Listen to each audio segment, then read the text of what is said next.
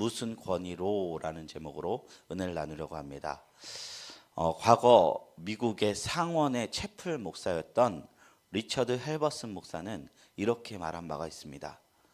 교회는 그리스로 이동해 철학이 되었고 로마로 옮겨가서는 제도가 되었으며 유럽으로 가서 문화가 되었다. 마침내 미국으로 왔을 때 교회는 기업이 되었다. 이 유명한 문구에 한국의 이제 쿼바디스라는 영화를 제작한 김재환 감독은 이렇게 덧붙였습니다. 그리고 교회는 한국으로 와서 대기업이 되었다. 생각해 볼 지점이 있습니다. 교회는요, 하나님의 존재를 드러내는 예수께서 직접 제정하신 유일한 공동체입니다. 하나님의 영광을 위해서 예배하고 하나님의 뜻을 따라 사람을 사랑하는 어떤 사명이 있는 게 바로 교회라는 공동체의 정체성입니다. 그런데 어느 공동체든 그렇듯이 교회도 일정 이상 사람이 모이면요, 권력과 재정이 모이게 돼 있어요. 그것 자체가 나쁜 것은 아니지만 부작용이 생기게 되는데, 하나님이 아니어도 비빌 언덕이 생기고요, 하나님이 아닌 것에 영향력을 발휘하기 시작한다는 것입니다.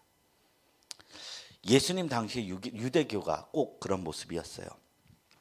유대교는요, 정치와 재정의 중심에 있는 종교였습니다.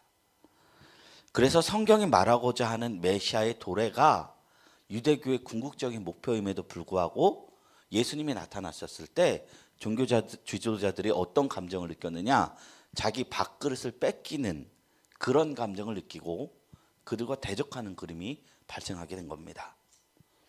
오늘 말씀에서 예수님은 대제사장들과 서기관들과 장로들, 이스라엘의 종교 지도자들의 사람들과 대립하는 장면인데요. 왜 대립하게 되었을까요? 이 직전 19장의 이야기를 보면 알겠죠. 19장에 예수님께서 예루살렘 성전에 오셔서 장사를 하고 있는 자들을 내쫓으셨어요. 그리고 이 집은 내가 만민이 기도하는 집으로 만들었는데 너희가 강도의 구려를 만들었다고 선포하셨어요. 그리고 그때부터 날마다 성전에서 복음을 전하기 시작하는 겁니다. 가르치기 시작하는 것입니다. 그러니 오늘 20장에 이르러 대제사장들과 서기관들과 장로들이 예수께 찾아와 대적하기 시작하는 거예요. 그리고 물어요. 내가 무슨 권위로 성전에서 이렇게 하느냐? 권위를 묻는 거예요. 권위의식으로 가득한 자들은 하나님의 아들을 알아보지 못하고 그분에게 자격이나 허가 여부를 따져 묻습니다. 이 권위는 어떻게 해석해도 되냐면 무슨 자격증을 가져서 이럴 수 있느냐라는 거예요. 얼핏 보면 맞는 말씀이에요. 우리 학교 갈 때 똑똑하다고 가르치는 거 아니더라고요. 교사 자격증이 있어야 가르칩니다. 목사도 성경 백독 천독한다고 강단에 설 수 있는 거 아니에요. 졸업하고 어떤 임명장을 받아야 되는 거예요. 그들은 예수님께 그렇게 물었던 겁니다. 우리가 생각하기에 종교 지도자들이 너무 말도 안 되는 행동하는 것처럼 보이지만 우리가 만약 그 현장에 있었다면 교인의 상당수는 종교 지도자의 편을 들었을 겁니다. 그리고 설교를 전하고 있는 저조차도 그 현장에서 제가 목사이다 보니까 더 그랬을 것 같아요. 그런데 이런 것들이 우리를 진리에서 멀어지게 하는 어떤 눈을 가리우는 색안경이 될 수 있다는 것이죠. 그래서 예수님이 그렇게 항상 말했던 것 같습니다. 천국은 어린아이 같은 자들의 것이다. 어린아이들은요, 그런 것이 안 보여요. 옛날에 지금 제가 어떤 영상을 봤는데 엄마랑 아이들이랑 그 영상을 하나 보여주고 앞에 있는 사람 표정을 똑같이 따라하래요. 웃긴 표정 다 해요. 막 귀를 이렇게 잡아당기면 엄마도 아들도 막 이렇게 해요. 메롱하는 거 하면 메롱하고 혀를 내밀어요. 그렇게 여러 장면 웃긴 표정 따라하다가 맨 마지막에 안면 장애가 있는 장애인이 이러고 있는 거예요. 애기들은 그게 장애인이란 개념도 없어요. 그냥 따라해요. 어른은 거기서 딱 멈춥니다. 천국을 어린아이 같이 받든다. 순전하게 받든다. 생각해 볼 수 있는 지점이라는 것이죠. 제가 이거에 관해서 한 강연의 내용을 들은 바가 있어서 나누려 합니다. 헨리 나우엔이라고 내적 치유 그리고 기독교 영성에서 굉장히 중요한 인물인 한 사람이 있습니다. 그는 하버드 대학과 예일 대학에서 교수직을 하였던 사람인데요.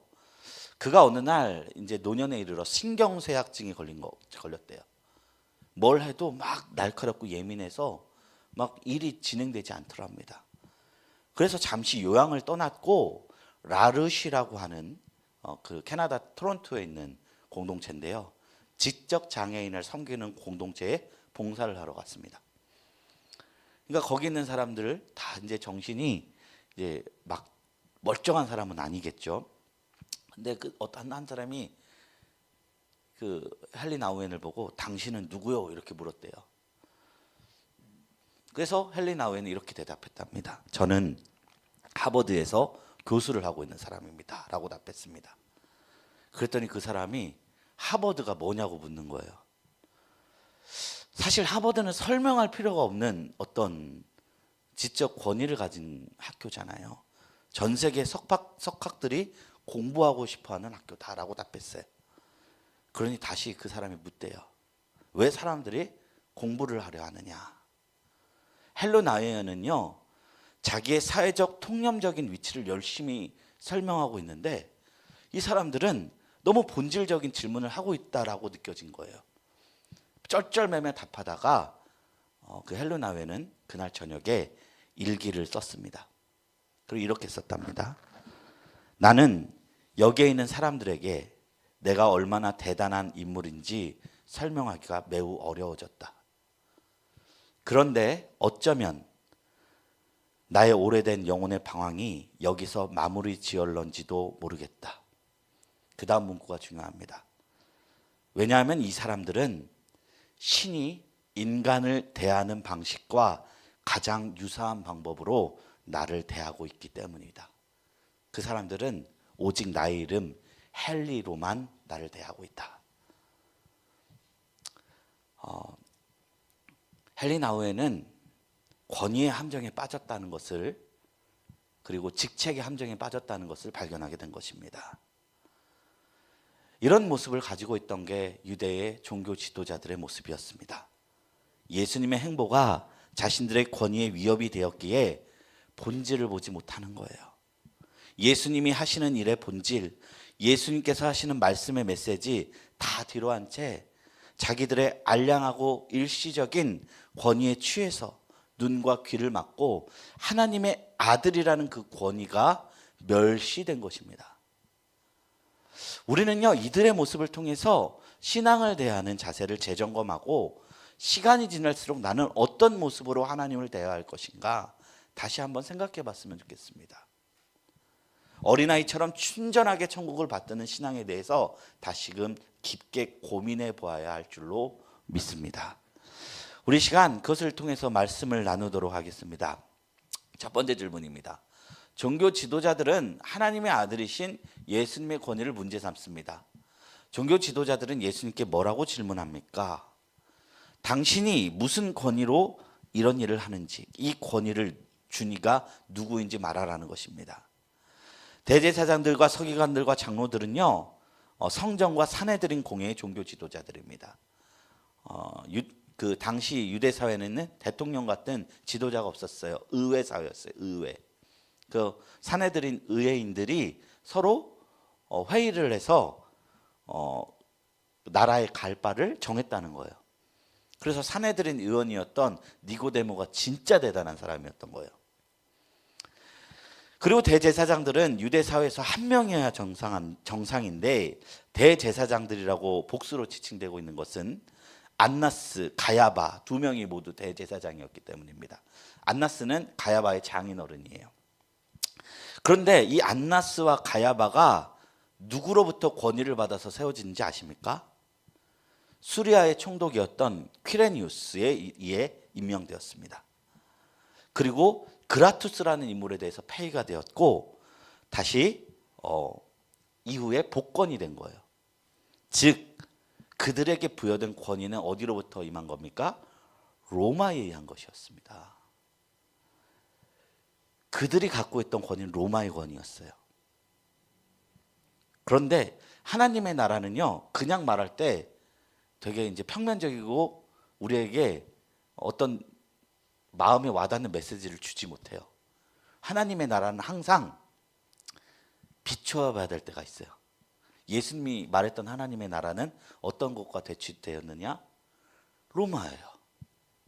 지금 우리가 말하고 있는 하나님의 나라는 어떤 것과 대비되어야 빛나는가? 이 세상이에요. 모든 길은 로마로 통한다라고 하는 그 로마의 찬란한 번영이 결국에는 그 길을 통해서 착취의 역사이고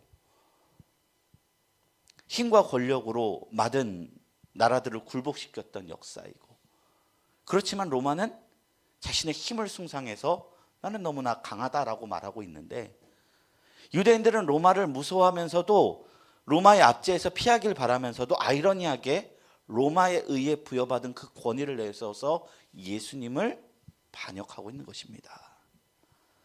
성전의 참 주인이시며 하나님의 아들이신 예수님의 권위를 로마에 빗대어 문제 삼고 있는 것입니다. 이것이 우리에게 생각해 줄 지점이 있는 것이죠. 그래서 예수님은 종교 지도자들의 반문합니다.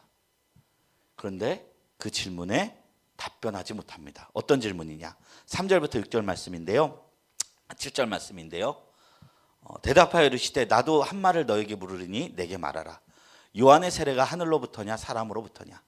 그들이 서로 의논하여 이르되 만일 하늘로부터라고 하면 어찌하여 그를 믿지 아니하였느냐 할 것이요, 만일 사람으로부터라 하면 백성이 요한을 선지자로 인정하니 그들이 다 우리를 돌로 칠 것이라고 대답하되 어디로부터인지 알지 못하노라 하니.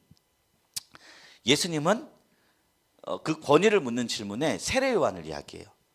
왜 그런 줄 아십니까?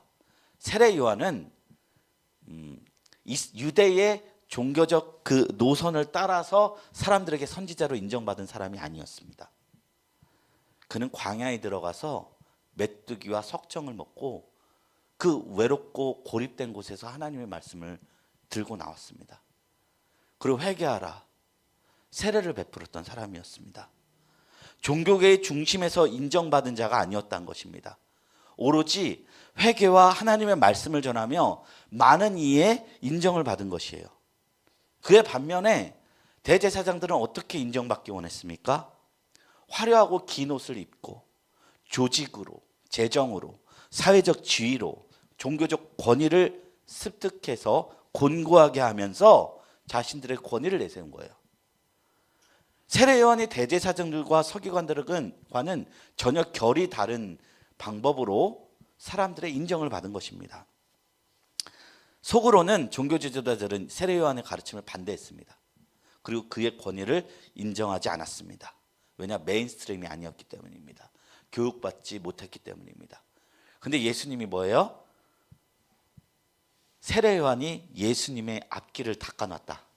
예수님이 그와 똑같은 모습으로 세상 속에 드러난 것입니다. 그런데 종교 지도자들이 세례 요한을 대놓고 하나님의 선지자다, 아니다를 말하지 못합니다.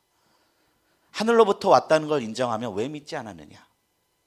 사람으로부터 난 권위라고 말하면 사람들이 두려웠기 때문에, 백성들에게 반박할 수 없을 만큼 지지를 받고 있었기 때문에. 그래서요, 유대 지도자들은 진실을 말할 수 없는 용기에 그냥 대답을 회피한 거예요. 종교 지도자들은 하나님으로부터 권위를 부여받았다고 자부했지만 실상은 하나님의 권위를 부정하며 자기 입속만 차리는 불이었습니다. 이는 그들의 대답인 알지 못하노라에서 드러났습니다. 나의 지위나 명예 소유 때문에 하나님을 부인하는 일은 없었는지 나눠봅시다.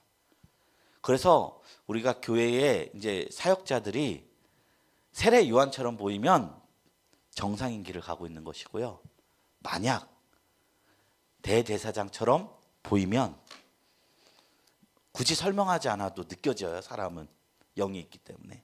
그 사람은 거짓 선지자입니다. 저는 제가 성도님들한테 어떻게 비쳤는지 모르겠습니다. 근데 인간은 자기도 속일 수 있는 존재이기 때문에 세례 요한 같다라고 하면서 하지만 결국엔 겉에선 다 보이거든요. 만약 대제사장처럼 보인다면 이 교회를 나가셔도 좋습니다. 세례 요한처럼 살아가기 위해서 중보해 주시고요. 두 번째 질문입니다. 포도원 농부들이 주인의 소유를 찾기 위해서 끔찍한 일을 저지릅니다. 이 농부들은 누구예요? 그 종교 지도자들을 빗댄 거예요. 주인은 누구예요? 하나님이에요. 주인이 포도원 소출을 받기 위해 보낸 종들과 아들에게 농부들은 어떤 일을 저지릅니까? 종들은 선지자를 이야기하죠. 쭉 보면은 다 죽였어요. 이사야 선지자는 톱에 켜서 그 죽임을 당했다고 하더군요.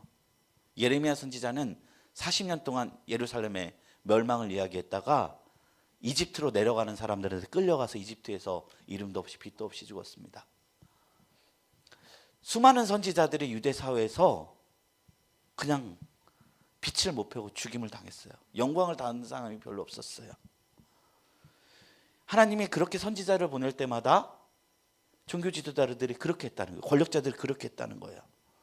그래서 예수님을 보냈는데 14절에 보면 농부들이 그를 보고 서로 의논하여 이르되 이는 상속자니 죽이고 그 유산을 우리의 것으로 만들자 하고 포도원 밖에 내쫓아 죽였느니라. 그런즉 포도원 주인이 이 사람을 어떻게 하겠느냐. 종들은 몹시 때리고 빈손으로 돌려보냈고 포도원을 아예 차지하려고 아들을 포도원 바깥으로 내쫓아서 죽였습니다. 종교 지도자들이 무서운 점이 여기에 있습니다. 하나님의 자리를 대신할 수 있는 위험이 있는 사람들이에요. 그래서 정말로 두렵고 떨림으로 감당해야 되는 게 종교 지도자들의 위치인데 그렇지 않았다는 거예요. 예수님께서 장차 예루살렘에서 고난을 받고 십자가에 못 박히시게 한 그 주체가 사실은 대제사장과 종교 지도자들이었다는 것입니다. 그렇기 때문에 포도원 주인이 내린 특단의 조치는 무엇이었을까요? 16절 말씀인데 포도원으로 와서 농부들을 진멸하고 포도원을 다른 사람들에게 주었다. 이게 역사 속에서 이루어졌죠. 유대인들이 지금도 예수님을 믿지 않고 오히려 이방인인 소아시아와 유럽에 복음이 퍼지고 교회는 거기서부터 발전하기 시작했어요. 포도원의 이스라엘 백성이 진멸될 거라는 말씀은 역사 속에서 주후 70년 예루살렘의 패망으로 1차적으로 성취가 되었습니다. 그런데 이 말씀은 단지 예루살렘의 패망만을 염두에 두신 예언이 아닙니다. 궁극적으로 지금의 교회 공동체가 예수께서 재림하시고 최후의 심판을 실행하실 때 모든 악한 자들이 멸망하실 것을 예언하신 말씀이시기도 합니다. 하나님께서는 은혜와 긍휼이 풍성하셔서 오래 참고 기다리십니다. 가능하면 악인도 그 행위를 버리고 주님 앞에 놓아두도록. 사람보다 더 오래 참으세요. 사람은 진짜 이 100년 된 인생에서 악이 다 진멸하기를 원하고 어찌하여 악이 면하지 않습니까 하고 막 기도할지 모르지만 하나님은 더 오래 참으셨어요. 2000년이 넘게 참으셨어요. 그러나 하나님께서는 오래 참지만 영원히 참지 않으십니다.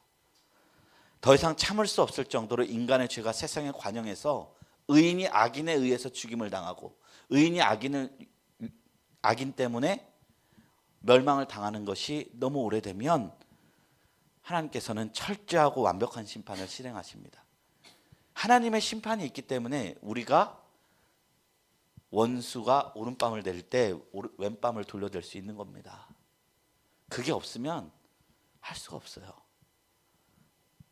소갈이 뒤집어져서 못 참을 겁니다. 근데 하나님은 심판하시는 하나님이시고 그 사랑이 그 심판도 사랑의 방법으로 감당하시는 분이신 것입니다. 근데 주로 심판당하는 사람들은 종교 지도자 같은 사람들입니다. 세 번째 질문입니다. 그렇게 되지 말아야 한다는 종교 지도자들에게 예수님은 어떤 말씀을 하십니까? 그들을 보시며 이르시되 그러면 기록된 바 건축자들의 버린 돌이 모퉁이의 머릿돌이 되었느니라 함이 어찌미냐. 무릇 이 돌 위에 깨어지는 자는 깨어지겠고 이 돌이 사람 위에 떨어지면 그를 가루로 만들어 흩트리라 하시니라. 예수님께서 시편 118편 22절을 인용하여 말씀하신 건데요. 건축자들이 버린 돌이 모퉁이의 머릿돌이 될 수 있다. 종교 지도자들은 예수님을 배척할 테지만 예수님은 결국 하나님의 아들로 승계하실 것을 미리 말씀하신 것입니다. 건축자들이 예수님을 버렸어요. 그러나 거기서부터 예수님을 기초로 새로운 이스라엘 공동체가 만들어집니다. 혈통이 좌우하는 공동체가 아니라 믿음이 하늘 백성을 유무를 판단하는 새로운 기준이 되어서 성전 공동체가 건축될 것입니다. 예수님이 하나님의 아들로서 참된 권위를 가지고 이 땅에 오셨는데 세속 기득권으로 예수님의 권위를 무시하고 그를 배척했습니다. 그러므로 그들이 하나님의 심판을 피할 수 없게 됐고 심판의 돌이 그들 위에 떨어지게 될 것이고 그들은 영원히 멸망하게 될 것입니다. 생각해 보겠습니다. 농부들이 주인의 종들과 아들을 핍박하며 포도원의 주인이 되려 한 것처럼 종교 지도자들은 선지자들과 하나님의 아들을 죽여서 하나님 백성의 주인이 되려 했습니다. 내 삶에서 하나님의 것으로 인정하며 돌려드려야 할 것은 무엇인지, 어떻게 돌려드릴 것인지 한번 생각해 봅시다. 포도원을 악한 농부들에게 되찾는 주인처럼 예수님은 악한 지도자들을 심판하시고 그들을 자기 손아귀에서 자기 백성들을 되찾으실 것입니다. 예수님이 이 일을 어떻게 역사 속에서 이루고 계시는지, 이 일에 어떻게 동참할 수 있을지 생각해 보겠습니다. 이제 말씀을 맺습니다. 무슨 권위로 이런 일을 하냐고 묻는 종교 지도자들이야말로 어떤 권위를 갖고 예수를 대적하고 있는지 물어야 할 사람이었습니다. 우리도 그렇습니다. 우리 주님 앞에 나갈 때 명예도요, 재물도요, 권력도요 아무 필요가 없습니다. 그것이 오히려 천국을 바라보는데 거침돌이 될 수 있습니다. 어린아이 같이 천국을 받들어야지만 하나님 나라는 더욱더 선명하게 보이는 법입니다. 저와 여러분 모두가 우리의 눈을 가리는 껍데기가 있다면 벗어버리고 진실된 신앙을 똑바로 직시하며 천국이 나타났을 때 그것을 발견할 수 있는 은혜가 있기를 주님의 이름으로 축원합니다. 우리 시간 말씀을 생각하시면서 기도하며 나가겠습니다. 우리 여러 가지 내용을 나누었는데 하나님의 나라가 다른 어떤 것 때문에 가려지지 않도록 우리의 마음과 눈을 정결케 하시고 들을 길을 허락하셔서 주님의 나라만을 바라보고 걸어가는 저희 성도님들이 되기를 원합니다. 이것을 위해서 기도해 주시고 또한 우리가 삶을 살아가면서 기도해야 할 여러 간구의 제목들이 있습니다. 이 시간 주님 앞에 남김없이 아뢰어서 응답받는 시간 되기를 원합니다. 우리 다 같이 이것을 위해서 주여 삼창하시고 기도하며 나갑니다. 주여, 주여.